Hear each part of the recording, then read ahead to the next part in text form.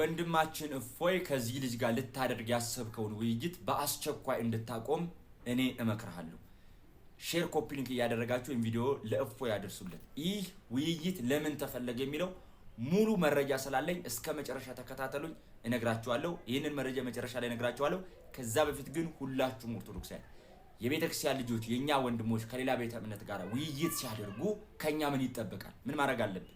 እግዚአብሔር በእነሱ ላይ አድሮ ነፍሳትን እንዲማርክ ያለውን እንዲያጸና የጠፉትን ፈልጎ እንዲያመጣ ስለነሱ መጸለይ መቻል እንጂ በሁለት ሰዎች መካከል የሚደረግ ግጥሚያ ይመስል እንደው ኦኬ ዛሬ ማታ ኦሬዲ የሚደረገው ውይይት ለሁላችሁም ግልጽ ነው። ውይይቱ እንደሚታወቀው በአራት ሰው መካከል ነው። በሁለት ሰው መካከል አይደለም። በነገራችን ላይ አንዳንድ ወገኖቻችን እንደሚሉት በእፎይና በሁሱ ብቻ ሳይሆን በሁሱና በኢምራን እንደዚሁ ደግሞ በወገናችን እፎይም በሉት ስቃይም በሉት እንደዚሁ በወገናችን ክርስቲያን በአራት ወንድሞች በሁለት ወንድሞችና በሁለት ወገኖቻችን በአራት ሰው የሚካሄድ ውይይት ነውና በሁለት ሰው አይደለም። በሁለተኛ ደረጃ ይሄንን ውይይት ይሄ ወገናችን እንደምትመለከቱት ውይይቱን መቅረብ የለብህም፣ ይሄንን ውይይት ቀርበህ እንዳትወያይ ባትቀርብ ይሻላል አይነት ምክር ሲመክረው ሰምቻለሁ ለወገናችን እፎይ።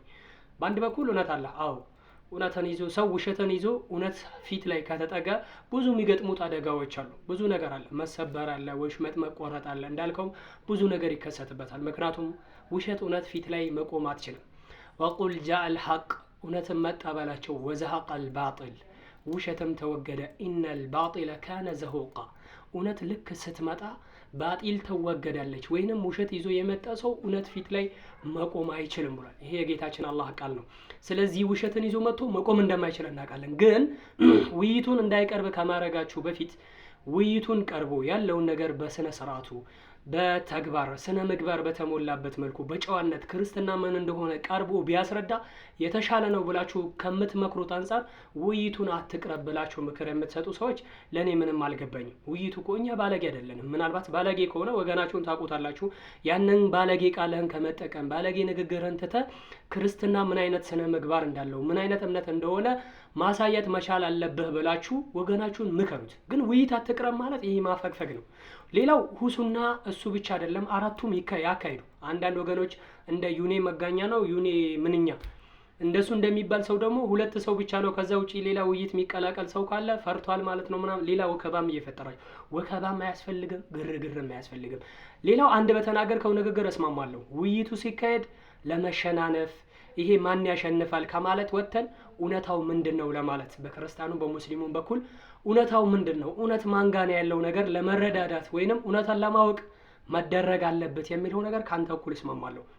ለምን እኛ ጋር አምላካችን አላህ ቁል ኡድዑ ፊ ሰቢል ረቢከ ቢልሂክማ ወልመውዒዛ ወጃዲልሁም ቢለቲ ሂየ አሕሰን በጣም ወደ ጌታህ መንገድ ተጣራቸው በለስላሳ አንደበት በጣም ስነ ምግባር በተሞላበት በጨዋ በሆነ ደንብ ወደ ጌታህ መንገድ ሰዎችን ተጣራ ብሎ ስላዘዘን ሰዎችን በዚህ መንገድ እንድንጠራ እንደዚሁ ደግሞ ቁል ያ አህለል ኪታብ እናንተ የመጻሕፍት ባልተቤቶች ሆይ ተዓለው ኢላ ከሊመቲን ሰዋኢን በይነና ወበይነኩም በእኛና በእናንተ መካከል ወደ አንድ ወደ ሆነች ቃል ኑ በላችሁ። ምንድናት? አላ ናዕቡደ ኢላላህ አላህን በብቸኝነት እንድናመልክ ከዛ ውጪ ሌላ ነገር አይደለም። ገንዘብ እንድሰጡን ሀብት እንድሰጡን ንብረት ድንበርን አይደለም። በቃ አላ ናዕቡደ ኢላላህ በብቸኝነት አላህን እንድናመልክ ወላ ኑሽሪከ ቢሂ ሸይአ በሱ ላይ ደግሞ ሰውን ድንጋዩን መላኩን እንጨቱን ምኑንም ጣዖታት የሆኑ ነገር እንዳናመልክ በላቸው። ወላ የተኪዙ ባዕዱና ባዕዳን አርባባ ሚን ዱኒላህ ከዛ ውጪ ከፊሎቻችን እንደ ጣዖት አድርገን እንዳናመልክ። ይሄንን እምቢ የምትሉ ከሆነ ፋኢን ተወለው ፈቁል ሸዱ ቢአና ሙስሊሙን ይሄንን እንኳን እምቢ ብላችሁ የምታፈገፍጉ ከሆነ ከናንተ ጋር ሌላ ችግር የለብንም። ሁጃ ማስረጃን ማቆምና እውነት ምን እንደሆነ ማሳያት እንጂ ፈቁል ሸዱ ቢአና ሙስሊሙን ይሄን እምቢ ካላችሁ እኛ ሙስሊሞች ለኃያሉ አምላክ ታዛዥ መሆናችንን መስክሩልን እንጂ ይሄን ከነገርናችሁ በኋላ እሺ ማላችሁ እምቢ ማላችሁ ሌላ ችግር የለብንም። ስለዚህ ወገናችን እፎይ ነው ወይንም ደግሞ ስቃይ ነው ስትመጣ ይሄ ጣትህን ቅባት ቀብተህ ምላስህን ባለጌህን ምናምን እዛው አስወግደውና በጨዋ ደንብ ክርስትና ምን እንደሆነ በተረጋጋ ስሜት አሸነፍክ ተሸነፍክ የሚለውን ትተኸው ይሄን ሳይቆ አውጥተህ ለሰዎች እውነትን ለማስረዳት ሞክር። በእኛ በኩል ያላችሁ ወንድሞቻችን ጨዋ እንደሆናችሁ አምናለሁ። ለእናንተ ምንም ምክር አያስፈልጋችሁም። የእስልምናን ደግሞ ውበት የበለጠ እንድታሳዩ ተስፋ አለኝ። ወሰላሙ አለይኩም ወራህመቱላሂ ወበረካቱሁ።